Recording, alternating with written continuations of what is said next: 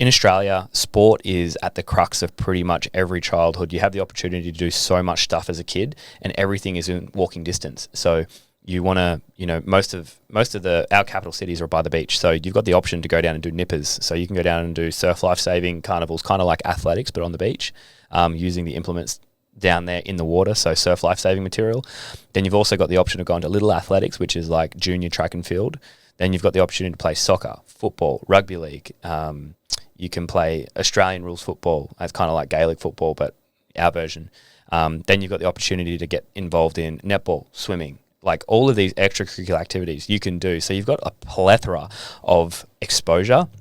And for me, when I first started out, I got stuck into soccer.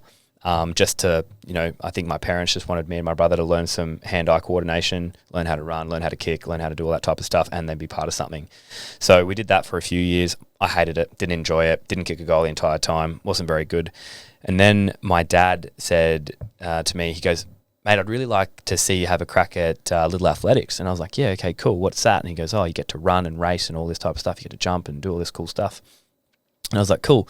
So Dad took us down as a group, me, my brother, my two sisters, and my youngest brother, Jack. And we went down to the local little athletics club, did my first day, got absolutely spanked in a 70-metre race. And I was maybe 8 years old at the time and didn't enjoy it. And immediately just, wasn't good at that. So I decided that I wasn't good and didn't want to go back. And Dad said, "Oh, you should probably go back for another weekend." So I went back the next weekend and, on one week you do week A and the next week you do week B. So you might run a 70 that week and do a shot put and a high jump. And the next week you might run a 200 and then you would, throw a javelin or you would throw a discus. And then instead of doing high jump, you do long jump or triple jump.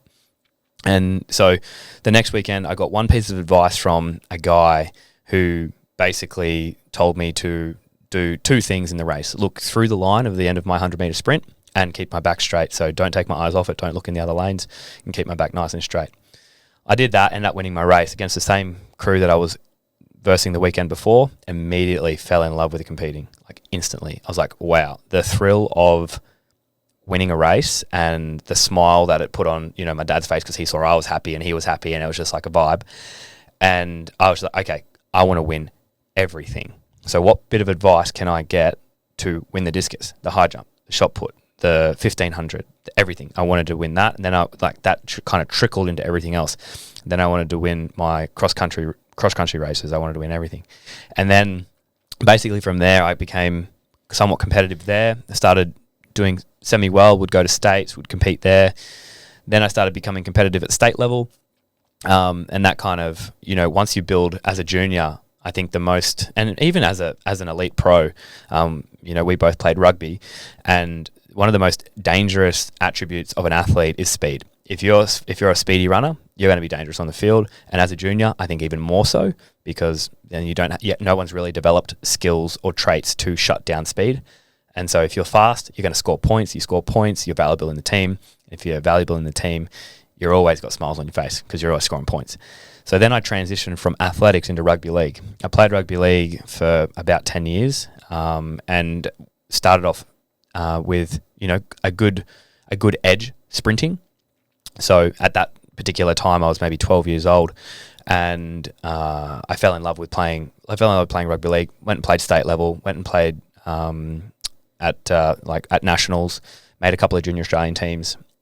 Frothed it, and I also love playing touch footy as well and tag, and just try to immerse myself as much in there. And all I wanted to do was go and play in the NRL. That's what I wanted to do. So I set my sights on doing that. So I love to train, love to get up early and get to the gym before school, and just immerse myself in the training of, the process, because I learned a few lessons when I was doing little athletics.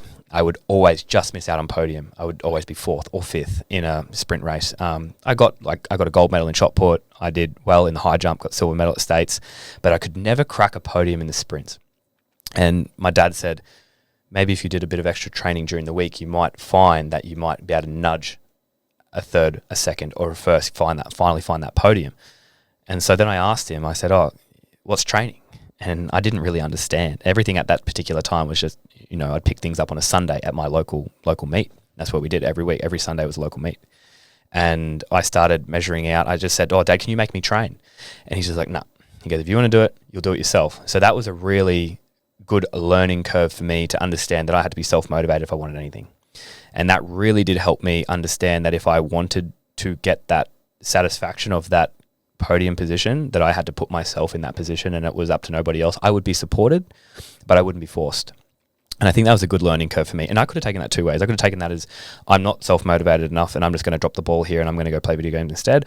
Or I'm fired up enough because I loved the feeling that I got from winning personally, but I also loved the smiles that it put on my parents' faces at the same time. Like I enjoyed that just as much. And that trickled through for the rest of my career, which I can touch on as well. But from there, I started, measuring out the 100-meter track. So Dad said, I'm not going to make you train, but I'll help you measure your tracks. He goes, I'll help you measure your 100 to 200 to 400. I'll do your admin. Yeah, essentially I'll do admin. Mate, he's still doing my admin to these days. Like to this day, he's still doing all my admin. And so we basically set that up. And then from there, it kind of transitioned into rugby league, wanted to be a professional rugby league player, played at a decently high level. And then I kind of just stumbled from there into a CrossFit gym. And at that point in time, over the course of the last 15 years of doing sport, I'd picked up how to sprint, how to change direction, how to catch, how to throw, how to pass, how to, keep my body, understand where my body sits and how it sits in relation to space. And I feel like that is something that when you pick up, when you transition into, say, the CrossFit gym, you already have gained all the skills that you need to then flourish. And that's basically, so my background would have been, playing soccer, playing rugby league, little athletics. I was down at the beach, swimming as much as possible. I surfed as much as I possibly could. I started surfing when I was 9 years old. I got into, junior surf life saving. So I did a lot of that stuff, a lot of the beachy events, but I also love getting out on the boards. But yeah, pretty much anything to get out of a day of school. That was pretty much it. I'd play tennis if I could. I'd play badminton if I could. I'd play netball, korfball, basketball, whatever it was, whatever was good, I would go and play. So then that's basically how I transitioned into the CrossFit gym.